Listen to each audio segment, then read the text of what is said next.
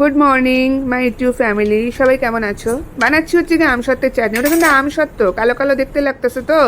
Actually ওটা আমসত্ত্ব, মানে pure আমসত্ত্ব আর কি। এটা আমি বর্ধমান মার্কেটের উপরে একটা দোকান আছে, ওখান থেকেই নিয়ে আসি। আর প্রথম আমি পাইনি, কখনো দেখিও নি এরকম আমসত্ত্ব পাওয়া।